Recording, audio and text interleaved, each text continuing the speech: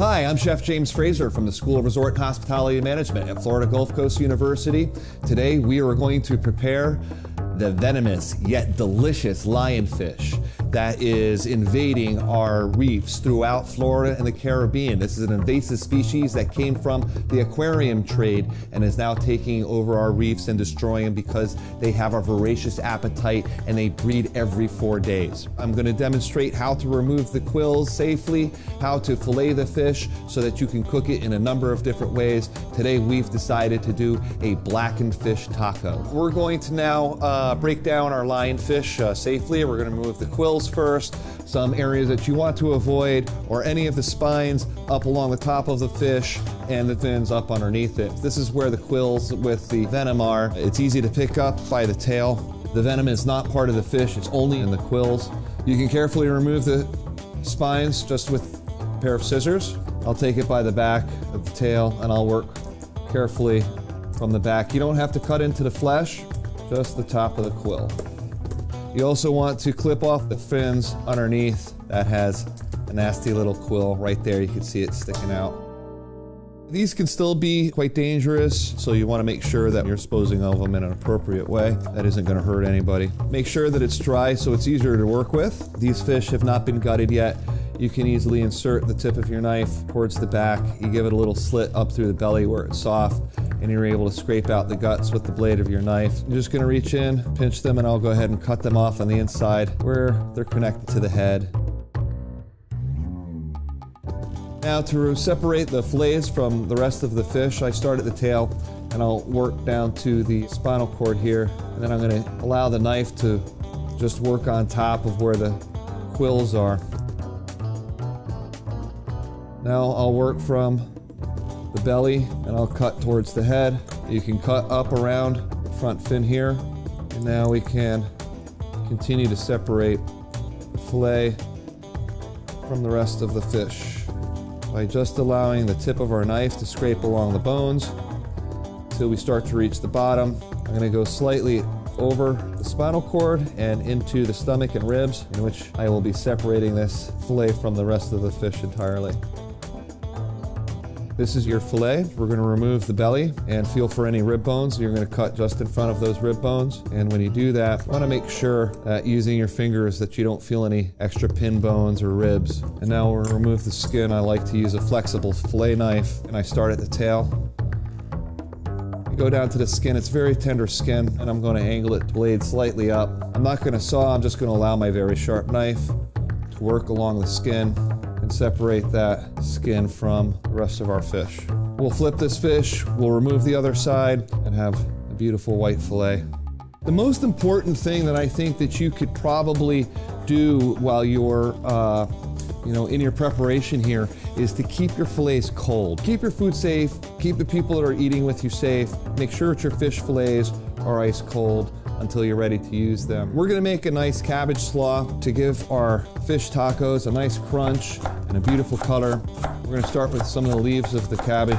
It's important here that you're gonna make nice thin cuts as you're cutting through your red cabbage for your slaw. We're also gonna add to our slaw some shredded carrots. We're gonna use a chipotle mayonnaise, some scallions. So we'll take our bunch of scallions that have been washed and dry. So I usually just remove the tops of the scallions so I can get a more even cut. And I'm going to make nice thin scallion cuts with a very sharp knife. If you use a dull knife in this process, you're going to bruise the herb and it's going to start to oxidize and it will start to change the flavor of what you're making. Do our cilantro next. We'll save a few of these cilantro pieces so that we can create a nice garnish. And then we're going to shave the leaves off and pick out any large stems. Never chop down on herbs, always slice through the herbs, starting with the front of your knife, working it through the heel, and using your hands as a guide. I'm not going to chop this too finely. I want it to be luscious and green, light and fluffy. Voila, chopped cilantro.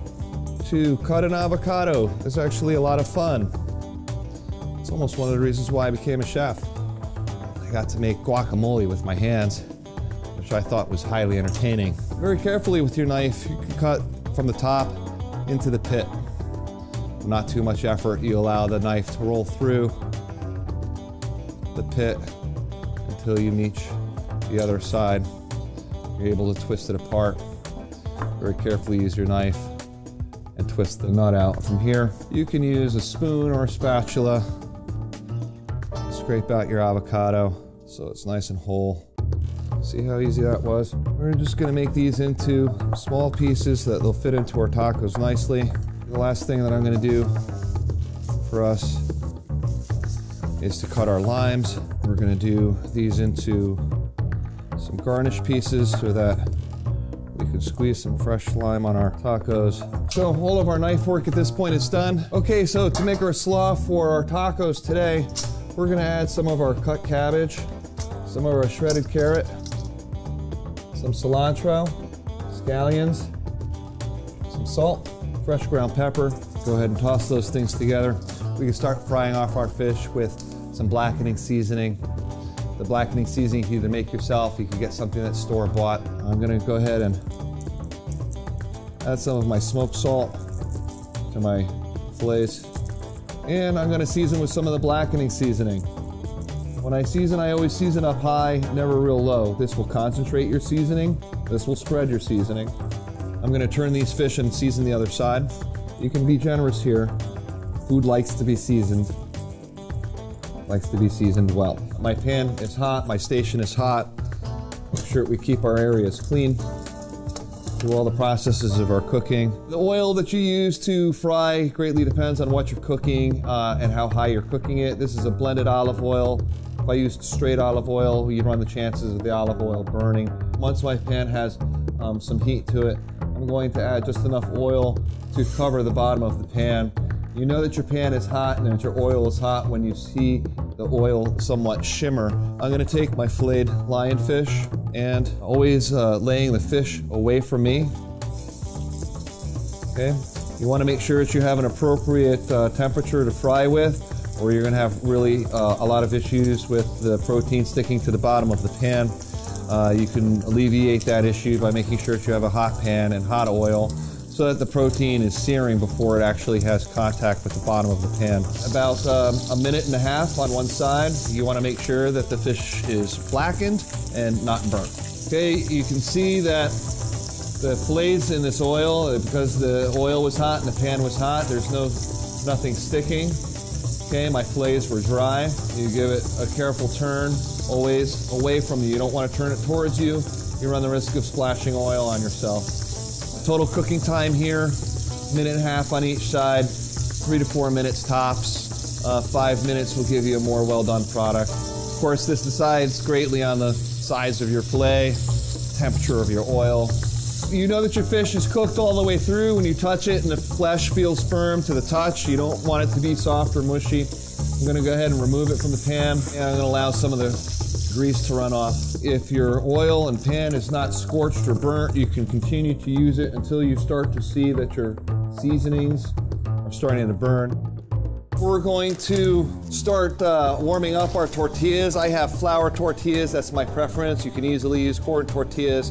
We're gonna warm these up without any type of oil or water or anything like that. You'll know that they're warm because they start to get somewhat pliable and they'll start to bubble a little bit. We're gonna take half of the fillet, goes right into the center. We're gonna add some of our chipotle mayonnaise. Make sure that's mixed in real nice. When it's something like this, typically less is more, so you don't want to overload your taco. We'll hit it with a little bit of cilantro, squeeze of lime. Okay, we're gonna fold it carefully in half and then pick it together and place it on the center of a plate. We're gonna do the same thing with the other half, and we'll put these together, pick them together. Okay, we're gonna garnish this with some organic tortilla chips, some extra cilantro, some limes, and avocado. Your blackened lionfish tacos. Bon appetit.